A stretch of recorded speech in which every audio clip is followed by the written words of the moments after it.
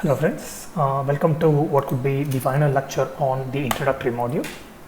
So essentially in this module what we have been considering is we have been attempting to distinguish mineral from the rest of the substances that are found on the surface of the earth. We found that one of the distinguishing factor is that in minerals the entities, the fundamental entities that constitute it are regularly arranged over a long range. So we've spent considerable amount of time in understanding what this long range is and what the regular arrangements are. In the previous couple of lectures, we attempted to understand one of the factors that governs the regular arrangement of the entities. So before getting into or revisiting the understanding of or the influence of these factors, of this particular factor, I would like to rather help you understand or help you distinguish the crystal system from that of the crystal structure, because it might be confusing, and this question was again posed during our previous discussion.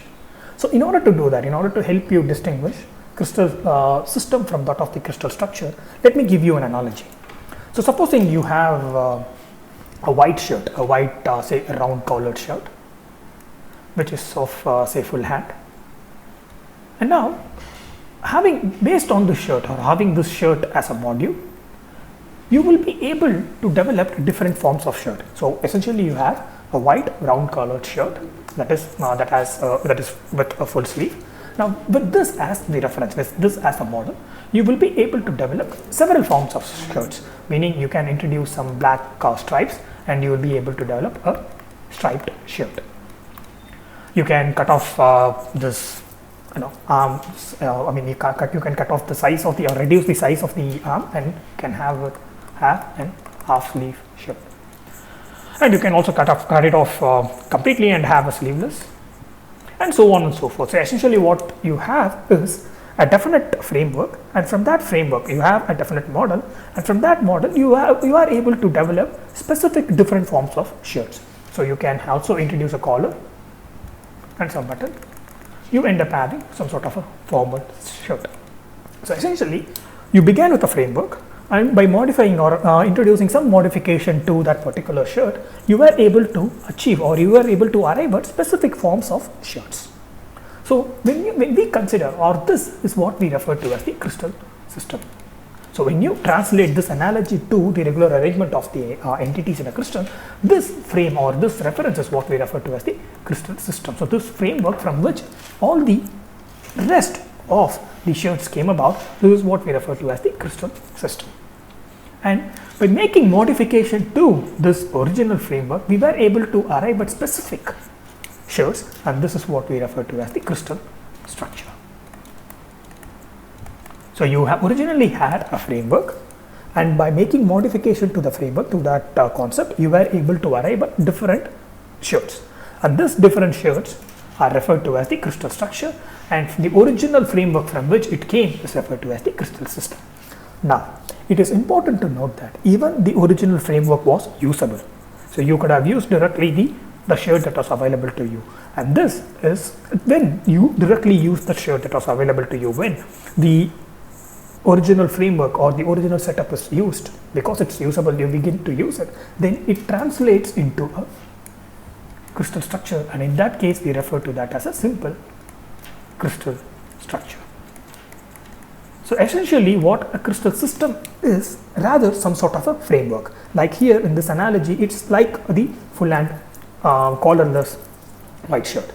With that as precursor, you can produce a wide varieties of shirts, and it is important to note that this precursor in itself is usable. So this precursor from which you arrive at different forms of shirt is referred to as the crystal system, and since the precursor itself is usable, that is the white shirt in itself is usable, when it is being used, you refer to it as the crystal structure, and you add the term simple to it. Now with this analogy in mind, let us understand the cubic crystal system. So you have your cubic crystal system. So you don't consider the position, or you don't consider the position of the entities as of now. You have this cubic crystal system, and now from this cubic crystal system, depending on the positions of the entities, you have body centered crystal structure, and you have face-centered crystal again structure. So this, as the white shirt, you were able to arrive at body-centered crystal structure and face-centered crystal structure. Now, it is important to note that this precursor, this white shirt in itself, this crystal system itself is usable. So there are minerals that adapt this crystal system itself. So they use this white shirt itself. So in that case, we refer to it as simple cubic crystal structure. So this is one way that you can use to distinguish, or this was one way of distinguishing crystal system from that of the crystal structure. So crystal system is a precursor, is a framework from which you will be able to arrive at different crystal structures. And the way you distinguish one crystal structure from another, or the way you distinguish a crystal system from a crystal structure, is the positions of the atoms. Like in this case, the involvement of stripes differentiate the simple white precursor from the striped shirt. In this case here, the difference in the size of the length of the sleeve enables you to differentiate the precursor from the shirt you are using. In case of this crystal system and crystal structure, it is the position of the atom that helps you differentiate the crystal system from that of the crystal structure. This regular arrangement of the entities, which manifests itself in the form of this crystal structure, we saw one of the factors that governs it is the bonding between the entities. We considered three different bonds in the previous lectures. In the previous two lectures, we spent considerable time on it. We considered metallic bonds, we considered ionic bonds, and we considered covalent bonds. We considered these three bonds and the way each of these bonds influences the regular arrangement of the atoms.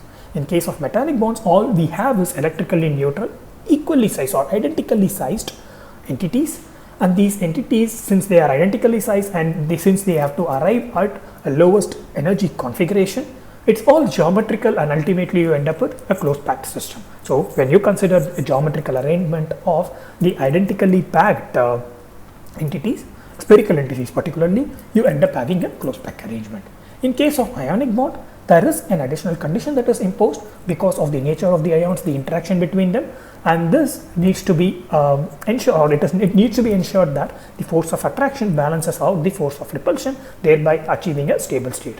So in addition to the lowest energy configuration of this entities, you need to ensure that, or the arrangement needs to ensure that the force of attraction between the entities, it repels out the, or rather it cancels out the force of repulsion that is caused by the interatomic particles. Now, while considering this ionic bonds, or the influence of the ionic bond in the regular arrangement of the atoms, with comparison to that of the metallic bonds, we need to be aware that these entities are not equally sized, they significantly vary in their sizes. So in addition to the universal factor of achieving a lowest energy configuration, these additional aspects need to be considered. One is the equilibration of the force of attraction and the repulsion, and the other is we need to accommodate the entities of significantly different sizes. Now in case of covalent bond, what we have is, in addition to this lowest energy configuration, that is a universal principle that needs to be withheld, what we need to have is, rather, or that need to be held, what we need to have is the overlap of the electrons. When you need to have the overlap of the electrons, or rather the overlap of, or the sharing of the electrons, we need to have overlap of the orbitals, and these orbitals have a specific shape and they are oriented along a specific direction. So when you want to have the sharing of electrons through this orbital, then the entity should be appropriately inclined. The orientation of the entity should be a definite one. So therefore, in case of covalent bond, you have a directionality component associated with it. So in case of mechanical or metallic bonds, it's all the interplay of the geometrical concepts. So it can be treated as a geometrical system, and a rather a low energy configuration of such a system with regularly sized or identically sized spherical objects. So the metallic bond, in case of metallic bond, what essentially you need to consider is the geometrical arrangement of identically sized spherical object. In case of ionic bonds, you need to consider equilibration of the forces, and also these entities are of significantly different sizes, and of course you need to ensure that the lowest energy configuration is achieved. And finally, what you have is the covalent bond. The covalent bond is rather critical because we need to have the sharing of electrons, And when you have to have the sharing of electron, it is possible only through the overlap of the orbitals. And when you need to have the overlap of the orbital, given that the orbitals are specifically oriented, you need to have specific angular relation between the entities. So this introduces the component of directionality into the system. So when you introduce the aspect of directionality into the system, you cannot expect to have a close pack arrangement as you would observe in the metallic bonds. So these are one of the features that govern the way the entities are regularly arranged in the mineral. So again, these are one of the factors that govern the way the minerals or the entities are arranged in the mineral. So there might be several other factors, and there are several other factors, and there are certain rules that are associated within this influence. So for instance, if you consider the ionic bonds or the minerals where the entities are bonded through the ionic bonds, and in this framework there are several rules that can be postulated on how in this system the entities can be regularly arranged. And since this is beyond the scope of the present work, because we are largely interested in the aspects of minerals that ultimately help us in its benefaction, in its processing. So therefore we will be neglecting the specific rules, because again it is not of interest to it, because we are ultimately these different rules that are associated with each of these bonding is not relevant to us at this juncture, because we are interested in the features that help us with the processing of the minerals, the benefaction of the minerals. So therefore, all we need to know is, even within these individual bonds, even within the influence imposed by these individual bonds, there are several rules that one can postulate on how within these bonds the entities can be, atoms or ions can be regularly arranged. So this is something you need to know. Within each of these bonds, there are regular rules. There are a set of rules that the entities needs to follow in order to get themselves regularly arranged in a mineral. This is within these different bonds. So with that, we will move into another domain on how these regular arrangement help us distinguish or help us observe definite phenomena in the minerals.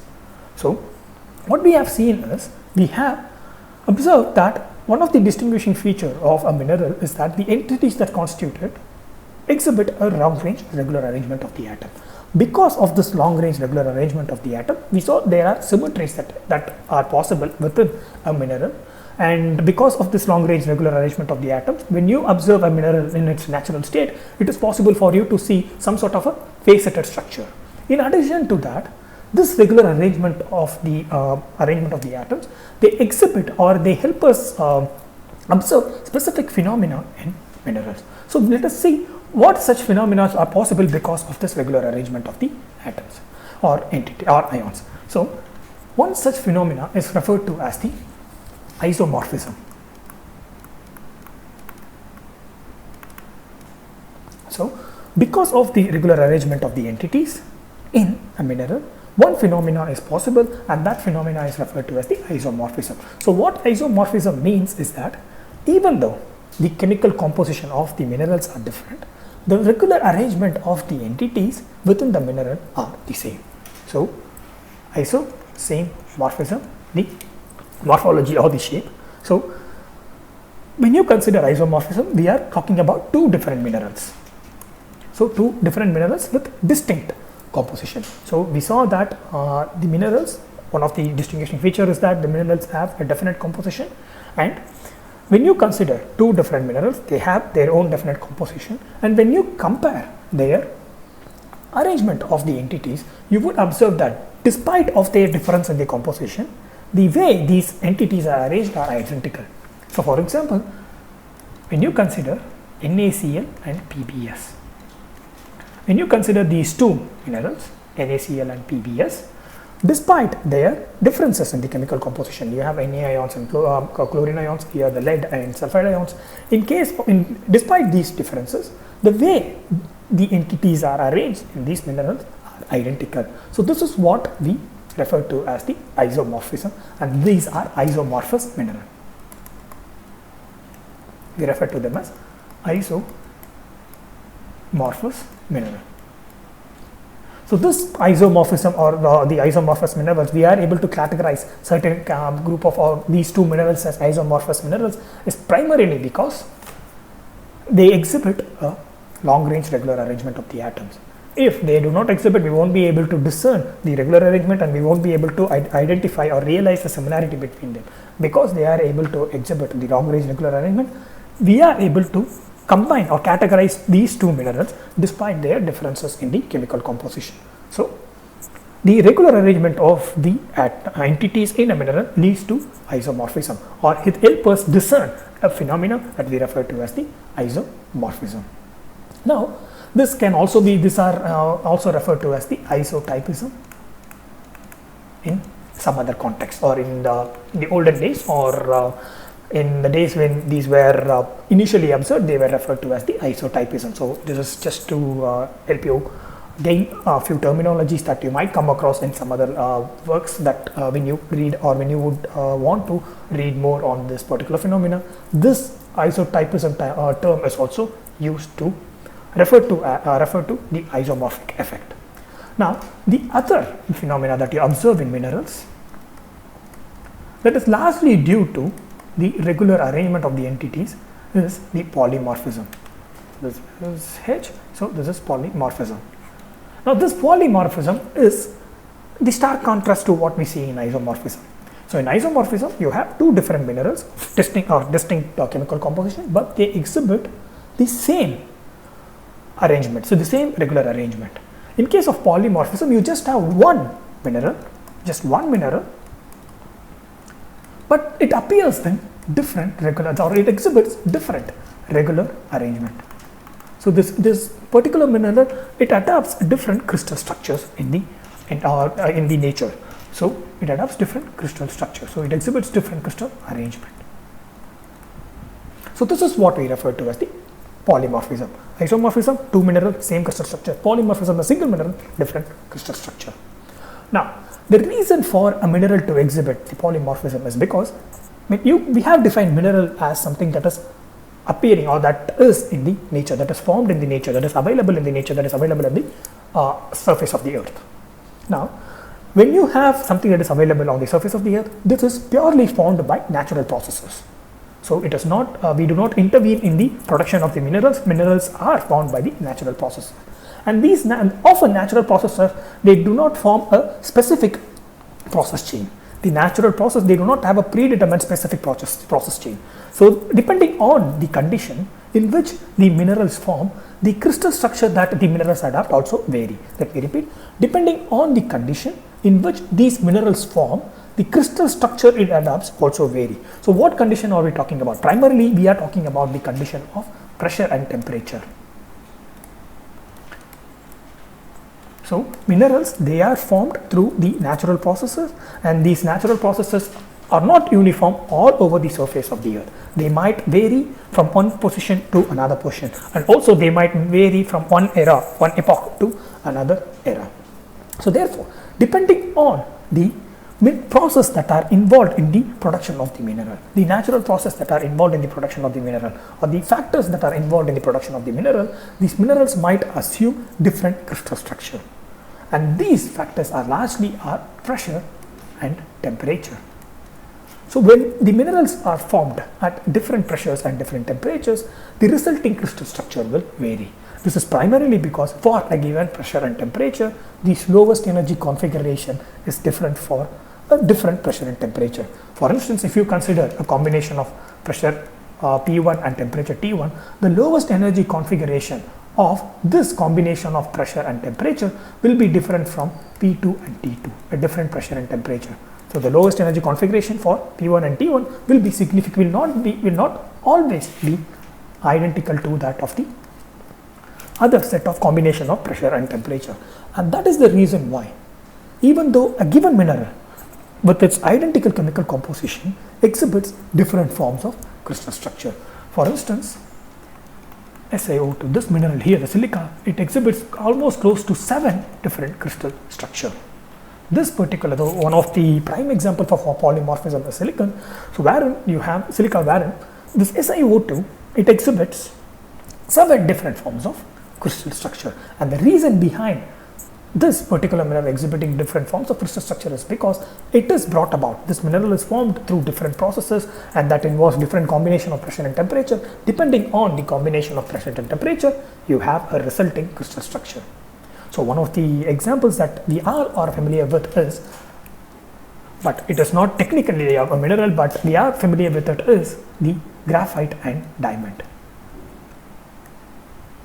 Even though both graphite and diamond, they are formed by the chemical composition of both these graphite and diamond, they are formed by a identical entity, that is carbon. Since the conditions that are involved in the production of graphite and the diamond are different, you have two different crystal structures that are representative of graphite and diamond. Now, when you consider a processing technique or the process which the formation of mineral adapts, supposing this process involves high pressure, then it is possible that the lowest energy configuration of that particular process would be a densely packed arrangement. So let me repeat, if you assume or if you consider a condition wherein high pressure is involved during the formation of the mineral, so under such a condition, the resulting crystal structure will be a close packed one.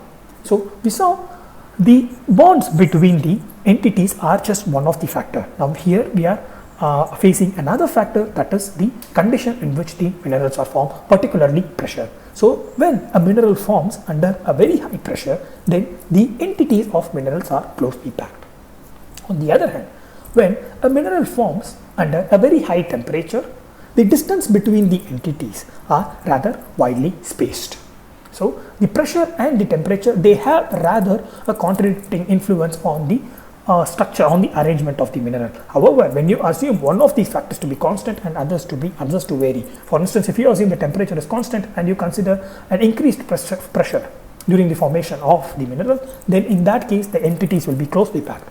And on the other hand, if you assume the pressure is to be constant and increase the temperature, then what you observe is that the entities are rather widely spaced. So in addition to the bonds, the environment or the process that is adapted by the mineral during its formation, or the factors that govern the process during the formation of the minerals, particularly the pressure and temperature, also govern the crystal structure.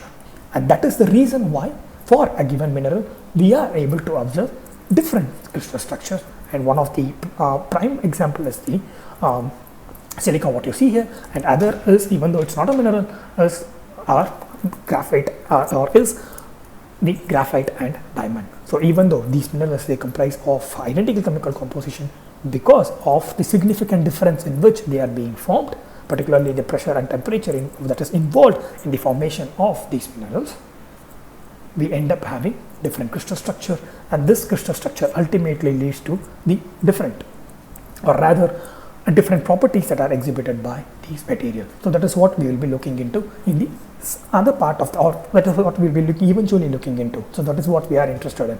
Ultimately, how these different crystal structure influence the behavior or the property of the minerals. Now, we saw that these features, that is isomorphism, these behaviors are possible because of the regular arrangements of the atoms. So when you don't have regular arrangement of the entities, we won't be able to distinguish isomorphism. That is, we won't be able to define isomorphism. We won't be able to relate two different minerals based on their arrangement. And similarly, when the minerals do not exhibit regular arrangement, it becomes highly difficult for us to distinguish the different arrangements within a mineral. In addition to these observations that has largely to do with the behavior or the differences in the arrangement within a given minerals, or similarity in the arrangement across the two minerals, in addition to these phenomena, it is also possible for us to observe certain defects in a mineral primarily because of their regular arrangement. Because these minerals are, the entities in a minerals are regularly arranged, it is possible for us to identify certain defects in the minerals as well. Now, these defects, some of these defects are rather found in metals as well, because again metals are also in metals, we also have the regular arrangement of the electrically neutral entities. So these defects are also found in metals as well. However, there are some unique or characteristic defects that are largely associated with minerals alone. So we will spend few minutes to understand what these defects are. So let me repeat. Because of the regular arrangement of the atoms, we are able to observe or realize these different phenomena, that is isomorphism and polymorphism. One has to do with two different minerals exhibiting same arrangement. Polymorphism, a single mineral exhibiting different arrangement. So this is all is possible because of the regular arrangement of the entities. And the same regular arrangement of the entities also helps us realize the certain defects in the minerals. So these defects are also observed in metals, because in metals we have regular arrangement of the atoms. However, in minerals there are some specific defects, and this is what we will be considering for a few minutes. Now, because of the regular arrangement of the entities, so we define the regular arrangement of the entities as the ability for us to understand where the position of the other entities will be starting from the initial point. So if you could recollect, we defined the regular arrangement of the entities as when you begin with a specific point, you will be able to ascertain what would be the position of the neighboring entities. So this is how we began our discussion, or this is how we introduced the regular arrangement. So the way we are able to do this, we are able to realize the position of the neighboring entities is by considering two different vectors, and with the help of these vectors and the angle between them, we were able to realize, starting from a given point, the position of the neighboring entities. Now, when in the predictor position, any entity is missing, we refer to that as defect. So any disturbance in this prediction, we refer to that as defects. So regular arrangement means from a given starting point, you are able to ascertain the position of all the entities in a given mineral.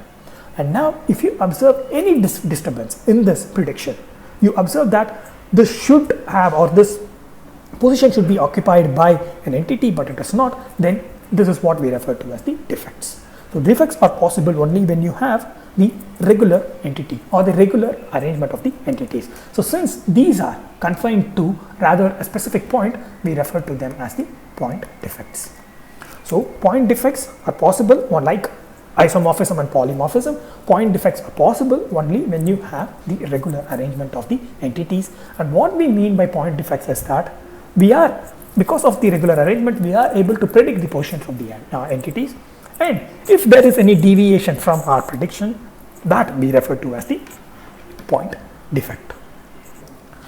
Now, while considering the position of the atoms, while predicting the position of the atom, if you find that, so starting from this point A, you are predicting that the neighboring position of the atom should be A prime and A double prime. So supposing the entities which should occupy, or that the position of the an entity is rather vacant. So based on the regular arrangement, your understanding of the regular arrangement, you are predicting the position of the entities, and you find while all the positions are being filled by a specific entity, one of this position is vacant. We refer to that as vacancies. So there is a vacant position.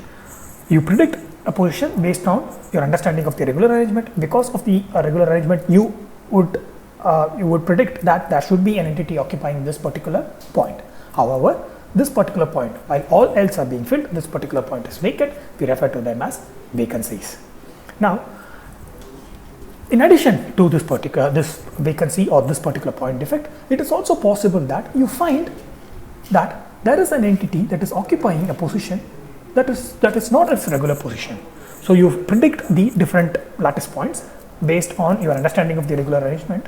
Now, in addition to these lattice points, each entity or specific entities occupy these lattice points. In addition to these positions, you identify that a specific entity occupy a non-lattice point. So this defect we refer to as the interstitial defect. So we have 2 point defects that are possible when you just consider the regular arrangement of the entities. One is vacancy, meaning there is a vacant site wherein an entity should be found. The other is interstitial, where meaning you find an entity not in its original place. You find an additional entity not in its original place. So this sort of point defects can be observed in any material or any substances wherein there is a regular arrangement of the entities. It can be observed in metal, it can be observed in minerals. Now we want to identify these point defects that are particular to minerals. So what are the factors that distinguish a minerals from a metal? So when you, as in general, when you compare the minerals to a metal, you ignore the native minerals, you just compare a conventional mineral to that of the metal. We saw the minerals have a definite chemical composition. They are inorganic compounds. Inorganic compounds. So meaning they have specific composition and they have specific ions associated with them. So it means that when you have vacancies, so in minerals what you essentially have is that these lattice points, they are not occupied by electrically neutral. In most cases they are not occupied by electrically neutral entities. Of course in case of native minerals you have electrically neutral entities occupying them, but in most cases these lattice points, they are occupied by ions. So meaning these entities, they have a specific charge associated with them. So supposing if you consider a simple setup like this, so you have positive charge, and a negative charge and a positive charge. If you consider a simple setup like this, and now when you find that this particular site is vacant, so what essentially happens in this arrangement is the electrical neutrality which it originally possessed is lost. So you consider a simple setup with the ions that is indicative of the minerals, because in minerals they are inorganic compounds, so therefore they naturally comprises of positive and negatively charged ions. And now in such a condition, when you see that one of the lattice points is vacant, so one of the lattice points wherein a negative ion, an anion should occupy is vacant, what essentially happens is that the electrical neutrality of that mineral is lost. So in order to bring back the electrical neutrality, what essentially you would observe is in a mineral is a pair of vacancies. In addition to the vacancy or the missing of the negative anion, you also find that a cation is missing, thereby re-establishing the electrical neutrality. So this is what we refer to as the Schottky's.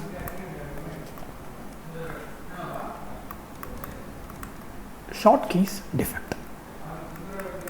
So essentially what Schottky's defect is that it is similar to that of vacancies. However, in case of vacancies, you can just find one vacant site and refer to that as a vacant defect or that as a point defect. However, in case of Schottky defect, since we are we are largely discussing in terms of the minerals, in minerals you have positively and negatively charged ions.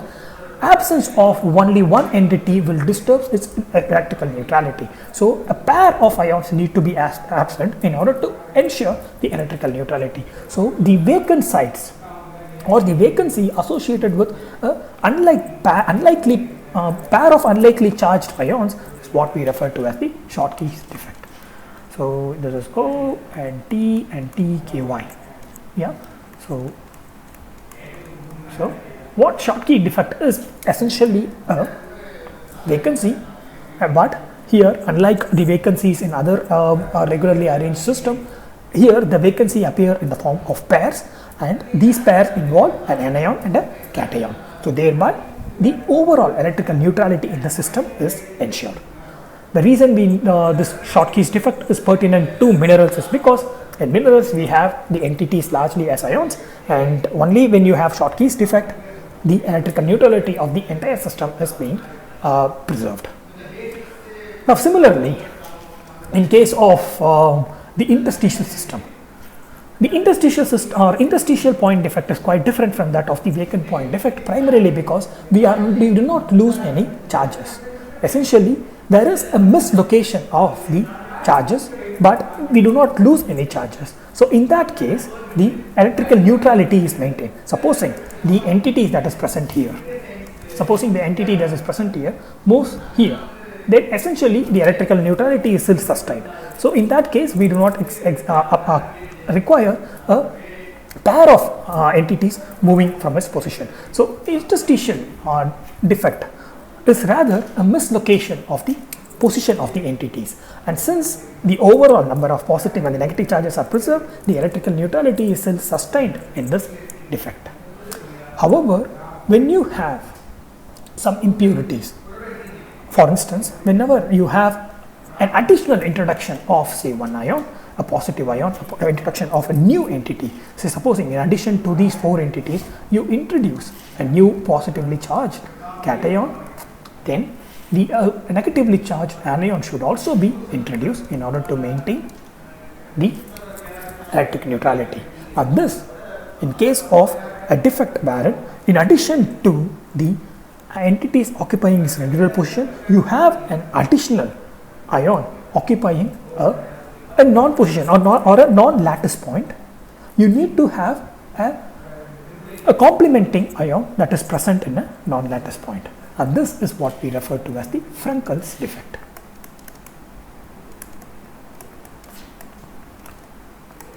So, in case of electrically neutral system, what you have is a position or a mislocation of an entity. In addition to the regular arrangement of the entities, you introduce an additional entity. So, if you consider a metal, the electrically neutral atom is being introduced in the regularly arranged atoms. So, this will not disturb the electrical neutrality of the system. However, in case of minerals, since these entities have specific charges, you cannot directly introduce a positive ion into the system, setup, because this will disturb the electrical neutrality. So, in order to compensate for this electrical neutrality, a negative ion will also be introduced. So, such defect wherein you observe the mislocation of a pair of ions, a positive ion and a negative ion, you have a mislocation of this pair of ion, we refer to them as the Frenkel's defect. So, in the context of minerals, you have Schottky and Frenkel defect that translates to, or that have the similar principle of, that follow the similar principle of vacancies and interstitial defects. Vacancies and interstitial defects, these defects are points defects that are observed in any regularly arranged material. Particularly, you observe them in metals. So, since metals have, the entities of the metals are electrically neutral, you do not have to worry about a pair of vacancies, a pair of interstitial entities. However, since minerals the entities of the minerals are largely ions, you need to worry about the electrical neutrality. So, therefore, whenever you have a vacant site, it should be coupled with a positive. Whenever you have a negative vacant site, it will be coupled with a positive vacant site. Whenever you have a positive interstitial ion, you need to couple it with negative interstitial ion in order to ensure that the electrical neutrality is maintained. So, this pair of defects in case of vacancies is referred to as the Schottky's defect. In case of interstitial or mislocation of the entities, the pair of mislocation of the entities to ensure the electric neutrality is what we refer to as the Frenkel's defect. So, one form of, or the form of vacancies that you observe that you observe in a mineral is the Schottky defect. The form of interstitial defect that you observe in a mineral is referred to as the Frenkel's defect. Now, again, these defects are possible. We are able to understand or realize these defects primarily because we know that the entities in the minerals are regularly arranged. Because the entities in the minerals are regularly arranged, we are able to discern these defects. If not, we won't be able to discern these point defects. We need to understand that the point defects are possible because we are able to predict the position of the entities. If you are not able to predict the position of the entities, if the position of the entities are not predetermined, we won't be able to know these point defects. This goes for isomorphism and polymorphism as well. Now, this regular arrangement of the entities in a mineral also also govern the other properties of the minerals that are relevant to us, particularly from the standpoint of mineral processing. The regular arrangement of the entities, they translate into other properties as well. So, one of the properties they translate themselves into is density. So, density, the definition of the term is fairly common. It is nothing but the way you calculate density is we take the ratio of mass per volume.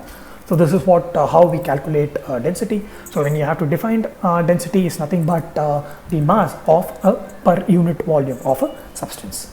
So, that is how you quantify or you define density, and you quantify it. The way you calculate it is by taking the ratio of the mass per unit volume or divided by the volume of the material. So, that is how you calculate density. The way the a regular arrangement influences the density is through the packing of the entities. We saw in case of regular arrangement, depending on the process in which it is being formed, the packing of the entities might vary. When we considered polymorphism, we saw pressure and temperature, they influence the packing of the entities in a mineral. In case of high pressure process, the packing are rather close. In case of high temperature process, they are quite apart. The packing of the entities, they are rather close in case of high pressure process. In case of high temperature process, the distance between the entities are quite farther apart.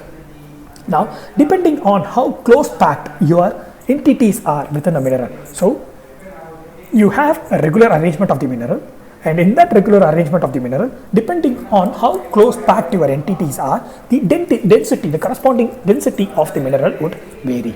So supposing you have a closely packed entities in a given mineral. Closely packed means for a given volume, the number of entities that are accommodated has also increased. So therefore, the mass is increasing for a given volume. So therefore, the density will increase. So supposing because a mineral is formed at high pressure, you have densely packed or closely packed entities. What essentially you would end up having is you will be having an increased number of entities for a given volume. So that means your density increases. So therefore, when you have high pressure that is involved in the formation of the mineral, the corresponding density of the mineral also increases. This is primarily because high pressure translates to closely packed entities. Closely packed entities means for a given volume, you have large number of entities that are involved. So that means an increased mass. So numerator increases and the volume remains the same. Ultimately, you have increased density. Now, in case of high temperature process,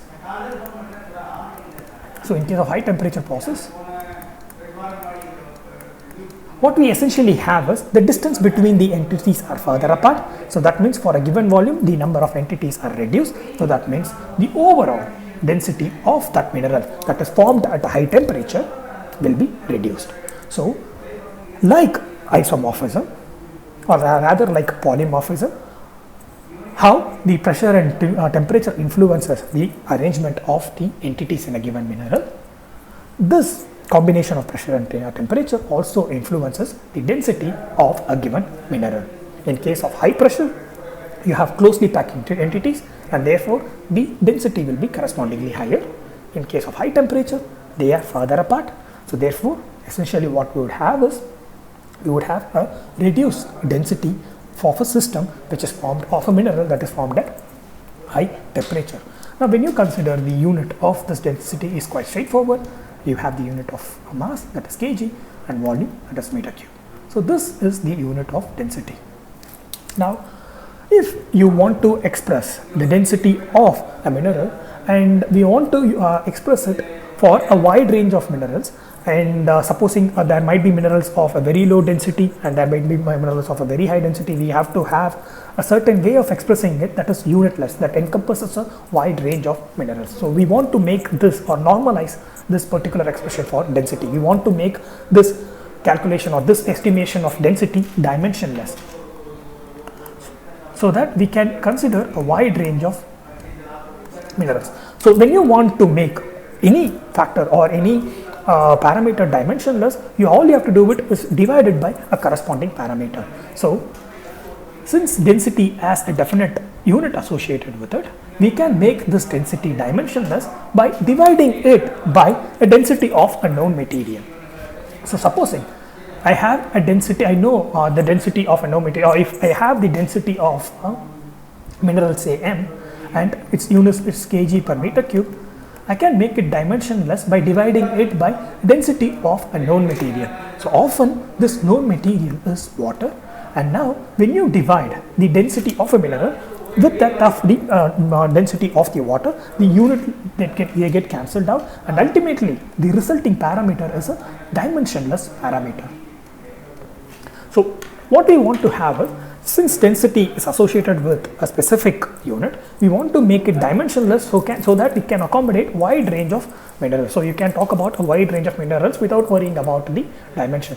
In order to do that, we are normalizing the density. In order to normalize, what we mean by normalize is we want to get rid of the dimensions. We want to get rid of the units. In order to do that, essentially we are dividing it by density of a known material. So there is a density of the minerals that we have calculated and density of a known material that is known. So we are taking the ratio of it. That means we are dividing one density of one material to that of the other material, so the unit gets cancelled.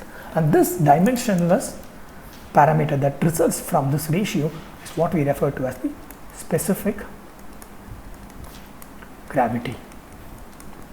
So essentially, specific gravity is nothing but the ratio of a mineral to that of the ratio of density of a mineral to that of the density of water. So this is a dimensionless in nature. Now, one interesting fact about the specific gravity is that if you are considering or if you are treating the density of the known minerals in terms of gram per centimeter cube. So when you are doing that, what essentially you would observe is the density of water in grams per meter cube is almost equal to 1. So that means essentially you will end up with the density of a mineral is equal to its specific gravity, except that the specific gravity is unitless. So the regular arrangement of the entities in a given mineral, it allows or it governs the density of the mineral. When it is closely packed, you have high dense mineral. If it is loosely packed, you have low dense mineral. So in case of high pressure, you have closely packed entities, so you have high dense mineral. In case of high temperature, you have loosely packed minerals, so you have a low dense mineral. Now this density, it has a specific unit associated with it, and you can get rid of this unit by normalizing it with the density of the known material, which is usually water. And this is what we refer to as the specific gravity.